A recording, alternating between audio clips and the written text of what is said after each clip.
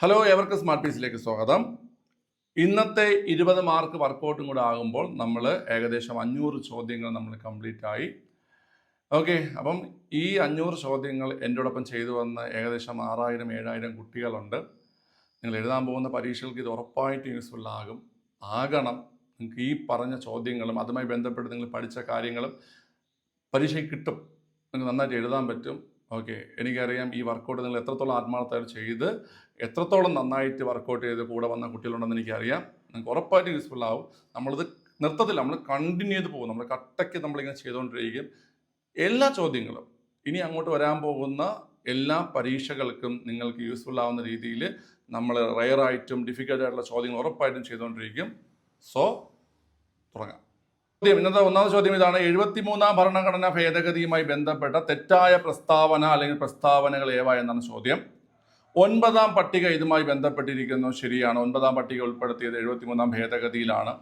സ്ത്രീകൾക്ക് സീറ്റുകൾ സംവരണം ചെയ്തു. ശരിയാണ്. തദ്ദേശ സ്വയംഭരണ സ്ഥാപനങ്ങളിൽ സ്ത്രീകൾക്ക് 33% സീറ്റ് സംവരണം ഏർപ്പെടുത്തിയത് 73ാം ഭേദഗതിയാണ്. 73ാം ഭേദഗതി നിലവിൽ വന്നത് 1990-ലാണ്. അത് തെറ്റാണ്. 73ാം ഭേദഗതി നിലവിൽ വന്നത് 1993-ലാണ് കേട്ടോ. ഭേദഗതി കൊണ്ടുവന്നത് 92-ലും, എന്നാൽ നിലവിൽ വന്നത് 93-ലാണ്. നരസിംഹറാവു പ്രധാനമന്ത്രിയായിരുന്ന കാലത്താണ് ഈ ഭേദഗതി നിലവിൽ വന്നത്. അത് ശരിയാണ്. നമുക്ക് വേണ്ട തെറ്റായ പ്രസ്താവനയാണ്. അവിടെ തെറ്റായ പ്രസ്താവന ഏത് വരും കുട്ടികളെ? ഓപ്ഷൻ സി വരും. ഓപ്ഷൻ സി മൂന്നാമത്തെ തെറ്റാണ് എന്നുള്ള രീതിയിൽ ഓപ്ഷൻ സി ആണ് ആൻസർ വരുന്നത്. ഓക്കെ, എല്ലാവർക്കും കിട്ടിക്കാണും, വലിയ ഡൗട്ടിൻ്റെ ആവശ്യമില്ല. അത് അടുത്ത, മഹാത്മാഗാന്ധി ദേശീയ ഗ്രാമീണ തൊഴിലുറപ്പ് പദ്ധതിയിൽ ഉൾപ്പെടുത്താവുന്ന പ്രവൃത്തികൾ ഏതല്ല? മഹാത്മാഗാന്ധി ദേശീയ ഗ്രാമീണ തൊഴിലുറപ്പ് പദ്ധതിയിൽ ഉൾപ്പെടുത്താവുന്ന പ്രവൃത്തികൾ പ്രകൃതി വിഭവ പരിപാലനവുമായി ബന്ധപ്പെട്ട പൊതുപ്രവൃത്തികൾ ഉൾപ്പെടുത്തുന്നു. മൃഗപരിപാലനം പ്രോത്സാഹിപ്പിക്കാനുള്ള പ്രവൃത്തികൾ ഉൾപ്പെടുത്തുന്നു. അതായത് തൊഴിലുറപ്പിൽ എന്തൊക്കെ ജോലിയാണ് കൊടുക്കുന്നതെന്നാണ് ചോദ്യം. മൃഗപരിപാലനം പ്രോത്സാഹിപ്പിക്കുന്ന പ്രവൃത്തികൾ, ഗ്രാമീണ അടിസ്ഥാന സൗകര്യങ്ങൾക്ക് വേണ്ടിയിട്ടുള്ള പ്രവർത്തനങ്ങൾ, പിന്നെ റോഡുകളുടെ പുനരുദ്ധാരണം, ദുരന്ത പ്രതിരോധ തയ്യാറെടുപ്പുകൾ. ഇതെല്ലാം ഈ പറഞ്ഞിരിക്കുന്ന എല്ലാ കാര്യങ്ങളും ദേശീയ ഗ്രാമീണ തൊഴിലുറപ്പ് പദ്ധതിയിൽ ഉൾപ്പെടുത്താവുന്ന പ്രവൃത്തികൾ തന്നെയാണ് കേട്ടോ. അപ്പോൾ പഠിച്ചിരിക്കുക. പ്രകൃതി വിഭവ പരിപാലനവുമായി ബന്ധപ്പെട്ട പൊതുപ്രവൃത്തികൾ, മൃഗപരിപാലനം പ്രോത്സാഹിപ്പിക്കാനുള്ള പ്രവൃത്തികൾ, ഗ്രാമീണ അടിസ്ഥാന സൗകര്യങ്ങൾക്ക് വേണ്ടിയിട്ടുള്ള പ്രവർത്തനങ്ങൾ, റോഡുകളുടെ പുനരുദ്ധാരണം, ദുരന്ത പ്രതിരോധ തയ്യാറെടുപ്പുകൾ. ഇതെല്ലാം മഹാത്മാഗാന്ധി ദേശീയ ഗ്രാമീണ തൊഴിലുറപ്പ് പദ്ധതിയിൽ ഉൾപ്പെടുത്താവുന്ന പ്രവൃത്തികളാണ്. അടുത്ത്, ചേരുംപടി ചേർക്കുക എന്നുള്ള ക്വസ്റ്റ്യനാണ്. ഈസി ക്വസ്റ്റ്യനാണ് ചേരുംപടി ചേർക്കുക എന്നുള്ളത്. ഓക്കെ, ധനകാര്യ കമ്മീഷൻ ആർട്ടിക്കിൾ 280 ആണ്. സ്വത്തവകാശം ആർട്ടിക്കിൾ 300A ആണ്. രാഷ്ട്രപതിയുടെ ഇംപീച്ച്മെന്റ് ആർട്ടിക്കിൾ 61 ആണ്. ഹൈക്കോടതി റിട്ട് അധികാരം 226. അപ്പം 1, 2, 2, 3, 3, 4, 4, 1. അപ്പോൾ ഓപ്ഷൻ സി ആണ് ആൻസർ ആയിട്ട് വരുന്നത്. ഇത് ഈസി അല്ലടാ, എളുപ്പം കിട്ടിയില്ലേ? ഓക്കെ, അടുത്തത്, താഴെ തന്നിരിക്കുന്നവയിൽ മിനുസപേശിയെക്കുറിച്ച് തെറ്റായ പ്രസ്താവനകൾ ഏതെല്ലാം എന്നാണ് ചോദ്യം. മിനുസപേശികൾ അസ്ഥികളുമായി കാണപ്പെടുന്നു. തെറ്റാണ്. അസ്ഥികളുമായി കാണപ്പെടുന്ന അസ്ഥിപേശിയാണ്. രക്തക്കുഴലുകളിൽ കാണപ്പെടുന്നു. ശരിയാണ്. മിനുസപേശി കാണപ്പെടുന്നത് അല്ലെങ്കിൽ സ്മൂത്ത് മസിൽസ് കാണപ്പെടുന്നത് രക്തക്കുഴലുകളിലും ആന്തരിക അവയവങ്ങളിലുമാണ് മിനുസപേശി കാണപ്പെടുന്നത്.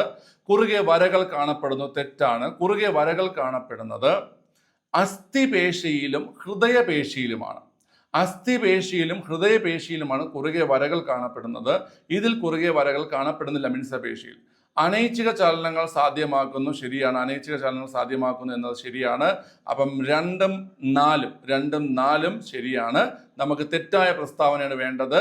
1ഉം 3ഉമാണ് തെറ്റായ പ്രസ്താവന. ഓപ്ഷൻ ബി ആണ് ആൻസർ. 1ഉം 3ഉമാണ് തെറ്റായ പ്രസ്താവനകൾ കേട്ടോ. ഓക്കെ, ക്ലിയർ ആണ്. അക്ഷാസ്ഥികൂടവുമായി ബന്ധപ്പെട്ട ചിത്രീകരണമൊന്നുമില്ല. ഇത് PSC സ്കൂൾ ടെക്സ്റ്റിൽ നിന്ന് അതുപോലെ എടുത്തിട്ട ക്വസ്റ്റ്യൻ ആയതുകൊണ്ടാണ് ചിത്രീകരണം എന്ന വാക്കൊക്കെ വന്നിരിക്കുന്നത്. അക്ഷാസ്ഥികൂടവുമായി ബന്ധപ്പെട്ട ശരിയായ ജോഡി തിരഞ്ഞെടുക്കുക. വാരിയെല്ലുകൾ 24 അസ്ഥികൾ ശരിയാണ്. നട്ടെല്ല് 1 അസ്ഥി തെറ്റാണ്, 26 ആണ്. മാറല്ല് 1 അസ്ഥി. തലയോട് 39 അല്ല, 29 ആണ്. തലയോടിലെ അസ്ഥികളുടെ എണ്ണം 29 ആണ്. അപ്പൊ ഇവിടെ ആൻസർ ഓപ്ഷൻ എ ആണ്. വാരിയെല്ലുകൾ 24 അസ്ഥികൾ എന്നതാണ് ശരിയായിട്ടുള്ള ഉത്തരം. ഓക്കെ, അടുത്ത ചോദ്യം, ശ്വാസകോശത്തെ പൊതിഞ്ഞുള്ള ഇരട്ട സ്ഥലം ഏതാണ്? ശ്വാസകോശത്തെ പൊതിഞ്ഞുള്ള ഇരട്ട സ്ഥലം പ്ലൂറയാണ്. ശ്വാസകോശത്തെ പൊതിഞ്ഞു കാണപ്പെടുന്ന ഇരട്ട സ്ഥലം പ്ലൂറയാണ്. Easy question. അടുത്ത് സന്ധികളെ കുറിച്ച് താഴെ കൊടുത്തിരിക്കുന്നവയിൽ ശരിയായ പ്രസ്താവനകൾ ഏതെല്ലാം എന്നാണ്. വിജാഗിരി സന്ധി കാൽമുട്ടിൽ കാണപ്പെടുന്നു. വിജാഗിരി സന്ധി കാൽമുട്ടിൽ കാണപ്പെടുന്നു, ശരിയാണ്. കാൽമുട്ടിലും കൈമുട്ടിലും കാണപ്പെടുന്ന വിജാഗിരി സന്ധിയാണ്. ഇടുപ്പല്ല് തുടയല്ല് ചേരുന്ന സന്ധിയാണ് കീലസന്ധി. ഇടുപ്പല്ലും തുടയല്ലും ചേരുന്ന ഭാഗത്ത് വരുന്നത് ഗോളര സന്ധിയാണ്. തെറ്റാണ്, ഗോളര സന്ധിയാണ്. ഇടുപ്പല്ലും തുടയല്ലും ചേരുന്ന ഭാഗത്ത് ഗോളര സന്ധിയാണ്. സോ രണ്ടാമത്തെ തെറ്റ്. ഗോളര സന്ധി നട്ടലിന്റെ ആദ്യത്തെ കശേരുവുമായി തലയോടിനെ ബന്ധിപ്പിക്കുന്നു. നട്ടലിന്റെ ആദ്യത്തെ കശേരുവുമായി തലയോടിനെ ബന്ധിപ്പിക്കുന്നത് കീലസന്ധിയാണ്. ഏതാണ് പിള്ളേരെ? കീലസന്ധിയാണ് കേട്ടോ, കീലസന്ധിയാണ്. നട്ടലിന്റെ ആദ്യത്തെ കശേരുവുമായി തലയോടിനെ ബന്ധിപ്പിക്കുന്നത് കീലസന്ധിയാണ്. അതായത് കഴുത്തിൽ കാണപ്പെടുന്ന സന്ധി കീലസന്ധിയാണ്. അപ്പൊ അത് തെറ്റേ. തെന്നി നീങ്ങുന്ന സന്ധി രണ്ട് അസ്ഥികളുടെ ചെറുതായ ചലനം സാധ്യമാക്കുന്നു. തെറ്റാണ്. തെന്നി നീങ്ങുന്ന സന്ധി നമ്മുടെ കൈക്കുഴയിലും കാൽക്കുഴയിലും കാണപ്പെടുന്ന തെന്നി നീങ്ങുന്ന സന്ധിയാണ്. അത് വലിയ ചലനമാണ് സാധ്യമാക്കുന്നത്. വലിയ ചലനമാണ് സാധ്യമാക്കുന്നത്, ചെറിയ ചലനമല്ല, വലിയ ചലനം. ചലനം സ്വാതന്ത്ര്യം കൂടുതലാണ് ഏതിലാണ്? ഈ പറയുന്ന തെന്നി നീങ്ങുന്ന സന്ധി കേട്ടോ. അപ്പം ഓപ്ഷൻ എ ആണ് ആൻസർ. ഓപ്ഷൻ എ ആണ് ആൻസർ. ഒന്ന് മാത്രമേ ശരിയായിട്ടുള്ളൂ. അടുത്ത ചോദ്യം നോക്കിയ കുട്ടികളെ, ഒരു വസ്തുവിൽ അടങ്ങിയിരിക്കുന്ന ദ്രവ്യത്തിന്റെ അളവ്, ഒരു വസ്തുവിൽ അടങ്ങിയിരിക്കുന്ന ദ്രവ്യത്തിന്റെ അളവിനെയാണ് മാസ് അല്ലെങ്കിൽ പിണ്ഡം എന്ന് പറയുന്നത്. ഒരു വസ്തുവിൽ അടങ്ങിയിരിക്കുന്ന ദ്രവ്യത്തിന്റെ അളവിനെയാണ് മാസ് അല്ലെങ്കിൽ പിണ്ഡം എന്ന് പറയുന്നത്. മാസ് അല്ലെങ്കിൽ പിണ്ഡം കാണുള്ള പിണ്ഡത്തിന്റെ യൂണിറ്റ് ആണ് കിലോഗ്രാം. മാസ് അല്ലെങ്കിൽ പിണ്ഡത്തിന്റെ യൂണിറ്റ് ആണ് കിലോഗ്രാം. ഭാരത്തിന്റെ യൂണിറ്റ് ചോദിക്കുകയാണെങ്കിൽ കിലോഗ്രാം വെയിറ്റ് അല്ലെങ്കിൽ ന്യൂട്ടൺ ആണ്. കിലോഗ്രാം വെയിറ്റ് അല്ലെങ്കിൽ ന്യൂട്ടൺ ആണ് ഭാരത്തിന്റെ യൂണിറ്റ്. മാസ് അല്ലെങ്കിൽ പിണ്ഡത്തിന്റെ യൂണിറ്റ് ആണ് കിലോഗ്രാം. ഭാരത്തിന്റെ യൂണിറ്റ് കിലോഗ്രാം വെയിറ്റ് അല്ലെങ്കിൽ ന്യൂട്ടൺ ആണ്.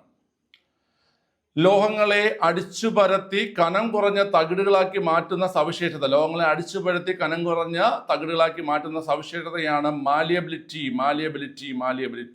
ലോഹങ്ങളെ അടിച്ചുപരത്തി കനം കുറഞ്ഞ് തകിടുകളാക്കി മാറ്റുന്ന സവിശേഷത മാലിയബിലിറ്റിയും, ലോഹങ്ങളെ വലിച്ചു നീട്ടാവുന്നത് ഏതാ കുട്ടികളെ? അത് ഡക്റ്റിലിറ്റിയുമാണ്.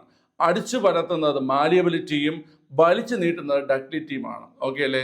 മാല പണയം വയ്ക്കാൻ ഭർത്താവ് ഭാര്യയോട് ചോദിച്ചു. ഭാര്യ നോ എന്ന് പറഞ്ഞു. ഭർത്താവ് അടിച്ച് പരത്തിയിട്ട് മാലയും കൊണ്ടുപോയി. ഓക്കെ, അപ്പൊ അടിച്ച് പരത്തി മാലയും കൊണ്ടുപോയി. ഇനി നിങ്ങൾക്ക് ഇത് ഞാൻ പറഞ്ഞപ്പോൾ സ്ത്രീ വിരുദ്ധമായിട്ട് തോന്നിയെങ്കിൽ നിങ്ങൾ ഇങ്ങനെ ആലോചിച്ചാൽ മതി. ഭർത്താവ് ഭാര്യയിൽ നിന്ന് മാല വാങ്ങി പണയം വെച്ചു. തിരിച്ചു കൊടുക്കാത്തത് കൊണ്ട് ഭർത്താവിനെ ഭാര്യ അടിച്ചു പരത്തി. അപ്പം മാലയ്ക്ക് വേണ്ടി അടിച്ചു പരത്തുന്നത് മാലിയബിലിറ്റിയും വലിച്ചു നീട്ടുന്നത് ഡക്റ്റിലിറ്റിയും. ഓർത്തിരിക്കുക. അടുത്ത് P1 V1 = P2 V2 എന്ന സമവാക്യം ഏത് വാതക നിയമത്തെ സൂചിപ്പിക്കുന്നു? ബോയിൽ നിയമമാണ് അല്ലെ? ബോയിൽ നിയമം. P1 V1 = P2 V2 എന്ന സമവാക്യം ഏത് വാതക നിയമത്തെ സൂചിപ്പിക്കുന്നു കുട്ടികളെ? ബോയിൽ നിയമത്തെ സൂചിപ്പിക്കുന്നു. ബോയിൽ നിയമത്തിന്റെ ക്ലാസ്, അതായത് വാതക നിയമങ്ങളുടെ ക്ലാസ് നമ്മൾ 2 ഇട്ടിട്ടുണ്ട്. വാതക നിയമങ്ങൾ എന്താണെന്നും പിന്നെ വാതക നിയമങ്ങളുമായി ബന്ധപ്പെട്ട ഗ്രാഫുകളും 2 ക്ലാസ്സും കണ്ട് പഠിക്കുക. നിങ്ങൾക്ക് ഇമ്പോർട്ടൻ്റ് ആയിട്ട് ചോദ്യം വരും കേട്ടോ അതിൽ നിന്ന്. ഏത് ലോഹം പ്രധാന ഘടകമായുള്ള മിശ്രലോഹത്തെയാണ് അമാൽഗം എന്ന് പറയുന്നത്? ഏത് ലോഹം പ്രധാന ഘടകമായിട്ടുള്ള മിശ്രലോഹത്തെയാണ് അമാൽഗം എന്ന് പറയുന്നത് കുട്ടികളെ? മെർക്കുറി പ്രധാന ഘടകമായിട്ടുള്ള മിശ്രലോഹത്തെയാണ് അമാൽഗം എന്ന് പറയുന്നത്.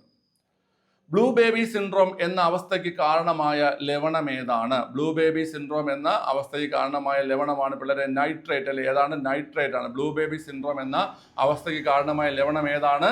നൈട്രേറ്റ് ആണ് കേട്ടോ. ഒളിമ്പിക്സിൽ ഏറ്റവും കൂടുതൽ സ്വർണ്ണ മെഡൽ നേടിയ കായിക താരം ആരാണ്? ഒളിമ്പിക്സിൽ ഏറ്റവും കൂടുതൽ സ്വർണ്ണ മെഡൽ നേടിയ കായിക താരം മൈക്കിൾ ഫെലിപ്സ് ആണ്. അമേരിക്കക്കാരനാണ്. നീന്തൽ താരമാണ്. ഒളിമ്പിക്സിൽ ഏറ്റവും കൂടുതൽ സ്വർണ്ണ മെഡൽ നേടിയ കായിക താരമാണ് മൈക്കിൾ ഫെലിപ്സ്. അമേരിക്കക്കാരനാണ്. നീന്തൽ താരമാണ്. KC ലേഖ ഏത് കായിക മേഖലയിലാണ് തന്റെ വ്യക്തിമുദ്ര പതിപ്പിച്ചിട്ടുള്ളതെന്നാണ് ചോദ്യം. KC ലേഖ ഏതിലാ കുട്ടികളെ? ബോക്സിംഗിലാണ് അദ്ദേഹത്തിന്റെ വ്യക്തിമുദ്ര പതിപ്പിച്ചിരിക്കുന്നത്. ബോക്സിംഗിലാണ് കേട്ടോ, അതായത് ബോക്സിംഗ് താരമാണ് KC ലേഖ. ഇലഞ്ഞിത്തറ മേളം ഏത് ഉത്സവവുമായി ബന്ധപ്പെട്ടതാണ്? ഇലഞ്ഞിത്തറ മേളം തൃശ്ശൂർ പൂരവുമായി ബന്ധപ്പെട്ടതാണ് ഇലഞ്ഞിത്തറ മേളം എന്ന് പറയുന്നത്. ഒരു ചോദ്യം നിങ്ങൾ കമന്റ് ചെയ്യേണ്ട ചോദ്യം, തൃശ്ശൂർ പൂരം നടക്കുന്നത് ഏത് മാസമാണ്? തൃശ്ശൂർ പൂരം നടക്കുന്നത് ഏത് മലയാള മാസമാണ്?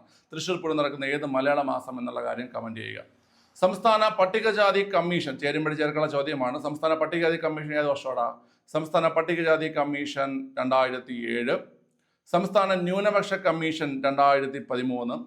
സംസ്ഥാന മനുഷ്യാവകാശ കമ്മീഷൻ 1998. സംസ്ഥാന വനിതാ കമ്മീഷൻ 1996. അപ്പോൾ 1D വരും, 2A വരും, 1D 2A 3C, അതായത് ഓപ്ഷൻ എ ആണ് ആൻസർ. ഓപ്ഷൻ എ ആണ് ആൻസർ കേട്ടോ. ഇത് പഠിച്ചോണേ, വർഷങ്ങളൊക്കെ ചോദിക്കും കേട്ടോ. അടുത്ത് 2005 ഗാർഹിക പീഡന നിയമത്തിലെ പീഡന നിരോധന നിയമത്തിലെ 9ാം വകുപ്പ് പ്രകാരം പ്രൊട്ടക്ഷൻ ഓഫീസർമാരുടെ ചുമതലയിൽ പെടാത്തത് ഏതാണ് ചോദ്യം. 2005 ഗാർഹിക പീഡന നിയമത്തിലെ 9ാം വകുപ്പ് പ്രകാരം പ്രൊട്ടക്ഷൻ ഓഫീസർമാരുടെ ചുമതലയിൽ പെടാത്തത് ഏതാണ് ചോദ്യം. നിങ്ങളൊന്ന് വായിച്ചു നോക്കുമ്പോൾ ഷെൽട്ടർ ഹോമുകളുടെ ഡയറക്ടറി തയ്യാറാക്കുക, ഗാർഹിക അതിക്രമത്തിന് ഇരയായവർക്ക് സാമ്പത്തിക സഹായത്തിനുള്ള ഉത്തരവ് പുറപ്പെടുവിക്കുക, ഗാർഹിക അതിക്രമത്തിന് ഇരയായവർക്ക് വൈദ്യസഹായം നൽകുക, ഗാർഹിക അതിക്രമത്തിന് ഇരയായവർക്ക് സൗജന്യ നിയമസഹായം ഉറപ്പുവരുത്തുക. ഇതിൽ ഈ ഒരു പോയിന്റ് നോക്കി, ഗാർഹിക അതിക്രമത്തിന് ഇരയായവർക്ക് സാമ്പത്തിക സഹായത്തിലുള്ള ഉത്തരവ് പുറപ്പെടുവിക്കുക. ഉത്തരവൊക്കെ പുറപ്പെടുവിക്കുന്നത് മജിസ്ട്രേറ്റ് അല്ലേ, അത് പ്രൊട്ടക്ഷൻ ഓഫീസറാണോ? അല്ല. അപ്പോൾ ഓപ്ഷൻ ബി ആണ് ആൻസർ. പക്ഷേ ബാക്കിയുള്ള പോയിന്റുകൾ നിങ്ങൾ പഠിക്കണം. പ്രൊട്ടക്ഷൻ ഓഫീസറുടെ ചുമതലയാണ്, അത് ഇമ്പോർട്ടൻ്റ് ആണ്, പഠിച്ചോണം. ഓക്കെ.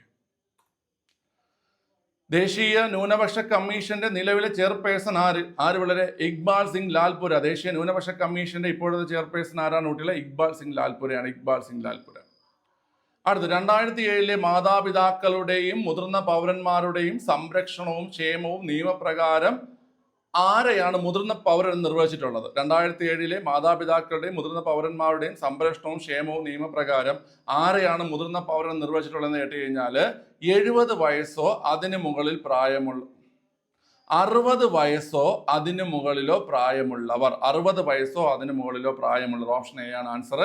60 വയസ്സോ അതിന് മുകളിലോ പ്രായമുള്ളവരെയാണ് മുതിർന്ന പൗരൻ എന്ന് നിർവഹിച്ചിരിക്കുന്നത്. 60 വയസ്സോ അതിന് മുകളിലോ പ്രായമുള്ളവർ. ഓക്കെ അല്ലേ? ലാസ്റ്റ് ചോദ്യം, ആദിത്യ എൽ-1 ദൗത്യത്തിൽ ഉപയോഗിച്ച റോക്കറ്റ് ഏതാണ്? ആദിത്യ എൽ-1 ദൗത്യത്തിൽ ഉപയോഗിച്ച റോക്കറ്റ് PSLV C-57 ആണ്. PSLV C-57 ആണ് ആദിത്യ എൽ-1 ദൗത്യത്തിൽ ഉപയോഗിച്ച റോക്കറ്റ്. PSLV C-57 ആണ്. ഓക്കെ. വിക്ഷേപിച്ച തീയതി നിങ്ങൾക്ക് അറിയാം, 2023 സെപ്റ്റംബർ 2 വിക്ഷേപിച്ചു. ഓക്കെ. ഇനി എപ്പോഴാണ് നമ്മുടെ ഈ ലഗ്രാഞ്ച് പോയിന്റ്, അതായത് നമ്മുടെ ഭൂമിക്കും സൂര്യനും ഇടയിലുള്ള ലഗ്രാഞ്ച് പോയിന്റിൽ എത്തിയെന്ന് കേട്ട് കഴിഞ്ഞാൽ 2024 ജനുവരി മാസം 6-ാം തീയതി 2024 ജനുവരി മാസം 6-ാം തീയതി എത്തി. പിന്നെ സ്ഥിരമായിട്ട് നമുക്ക് ചോദിക്കുന്നതാണ് ഈ ലഗ്രാഞ്ച് പോയിന്റ് ഭൂമിയിൽ നിന്ന് എത്ര അകലെയാണെന്ന്. 15 ലക്ഷം കിലോമീറ്റർ അകലെയാണ്. 15 ലക്ഷം കിലോമീറ്റർ അകലെയാണ്. അതായത് 1.5 ദശലക്ഷം കിലോമീറ്റർ 1.5 ദശലക്ഷം കിലോമീറ്റർ അകലെയാണ് ഏത് കുട്ടികളെ? Lagrange point. ഓക്കെ, പഠിച്ചിരിക്കുക. ഇതൊക്കെ പലതവണ റിപ്പീറ്റ് ചെയ്ത് വന്ന ചോദ്യങ്ങളാണ്. സോ നമ്മുടെ ക്വസ്റ്റ്യൻസ് എല്ലാം കംപ്ലീറ്റ് ആയിട്ടുണ്ട്. നിങ്ങൾ എത്ര മാർക്ക് സ്കോർ ചെയ്തു എന്നുള്ള കാര്യം, അതായത് 20 മാർക്ക് സ്കോർ ചെയ്യാൻ പറ്റിയോ, അതോ 18+ ആണോ, 16+ ആണോ, 14+ ആണോ? ഇതൊക്കെ അറിയാലോ. 20 ആണെങ്കിൽ നിങ്ങൾ ഔട്ട്സ്റ്റാൻഡിങ്, 20 ആണെങ്കിൽ നിങ്ങൾ ഔട്ട്സ്റ്റാൻഡിങ് ആണ്. 18+ ആണെങ്കിൽ നിങ്ങൾ എക്സലൻ്റ് ആണ്. 16+ ആണെങ്കിൽ നിങ്ങൾ വെരി ഗുഡ് ആണ്. 16+ ആണെങ്കിൽ നിങ്ങൾ ഗുഡ് കാറ്റഗറിയിലാണ്. ഏത് കാറ്റഗറി എന്നുള്ള കാര്യം നിങ്ങൾ കമൻറ്റ് ചെയ്യണം. സോ നമുക്ക് നാളെ കാണാം. ഇന്നത്തേക്ക് വിടവാങ്ങുന്നു. By, good night.